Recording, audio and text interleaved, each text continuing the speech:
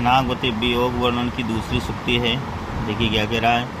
पिय वियोग अस बाउर जीहूँ, पपिया नीत बोले पियु पियूँ। अधिक काम दादय सो रामा, हरि ले सुआ गयों पियो नामा।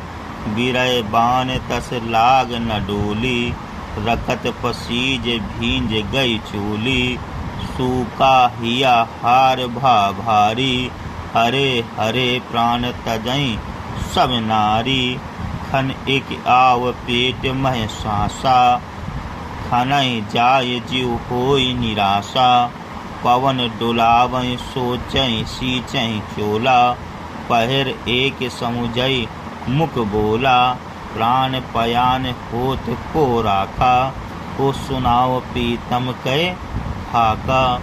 यहाँ पर आगे सखियाँ बता रही हैं। अब इसका जो प्रसंग लिखेंगे ये लिखेंगे कि अपने पति प्रीतम के चले जाने के कारण जो नागमती जी हैं वो वियोग के कारण सुध-बुध खो बैठी हैं और उनका शरीर हिल डुल भी नहीं रहा है। कह रहे हैं पिय वियोग अस बाहुर जीहूँ। जो नागमती जी हैं अपने प्रिय के वियोग में, प्रीतम के वियोग में पागल सी हो गई हैं, पागल सा जीवन जी रही हैं। पपीहा नीत बोले पीहू पीहू। जिस प्रकार से एक पपिया अपने पीहू पीहू की रट लगाए रहता है, ऐसे ही नागमती भी अपने पति का नाम लगे हुए हैं या रट रही हैं। बार बार पपिया प्रिय के ही पीहू पीहू कर रही हैं। अधिक काम दाधय सो रामा। अधिक काम दाधय सो रामा यानी कामदेव ने उन पर जो है बाण चला, कामदेव के द्वारा चलाए गए बाण से वो पूर्णतया घायल हो गई। अधिक काम दादय सुरामा, कामदेव के द्वारा चलाए गए बाण से वो घायल हो गई हैं। हरि ले सुआ गयों पियो नामा। इन जो हरिनामा नाम का जो तोता है हीरामन नाम का, हरि ले सुआ यानी तोता कौन? हीरामन नाम का जो तोता है वो ले गया। क्या ले गया? उनके प्राणों को। पियो नामा, पिय के साथ में जो तोता उनके प्रीतम को ले गया है वह उनके प्राणों को भी साथ में ले गया है। बिरह बाण तस लाग न डोला। बिरह रूपी जो कामदेव ने बाण चढ़ाया था उसके लगने से, बिरह वेदना से, तस लाग न डोली उसका शरीर हिलडुल नहीं रहा है। रकत पसीज भीज गई चोली और बाढ़ लगने से शरीर से निकलने वाले रक्त से उसकी चोली पूर्णतया गीली हो गई है। सूका या हार भा भारी। कामदेव के द्वारा चलाए गए बाणों से वो पूर्णतया हार गई है। हरे हरे प्राण तजई सब नारी। और वहाँ पर उपस्थित सभी नारियों को ऐसा लग रहा है कि ये धीरे धीरे शरीर को कंपन करते करते अपने प्राणों को त्याग देगी, जिसके कारण सखियाँ बहुत दुखी भी हैं।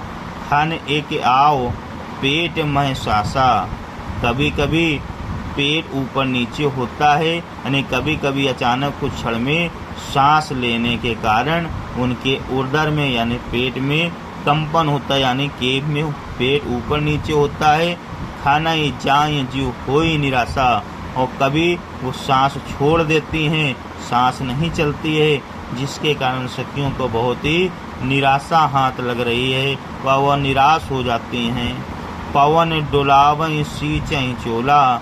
यह देखकर कुछ सखी पंखे से उनके ऊपर हवा करती हैं और उनके चोले को जल से गीला करती हैं। पैर एक समुझई मुख बोला।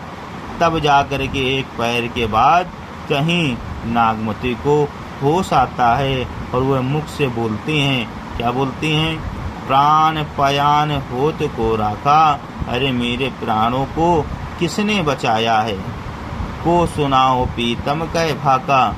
मैं अपने प्रीतम के साथ में जा रही थी, आखिर मेरे इस प्राण को किसने बचा लिया, किसने रोक लिया? कह रहे आय जो मार बिरह कहे, आग उठे तही लाग।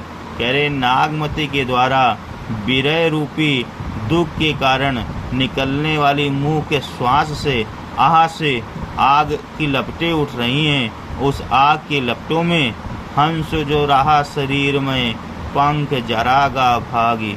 और हंस जो प्राण रूपी हंस है वह उड़कर जा रहा था, लेकिन उस आग से उसके पंख जल गए और वह इस संसार से नहीं जा सका, वह नागमती के शरीर में ही बना रहा।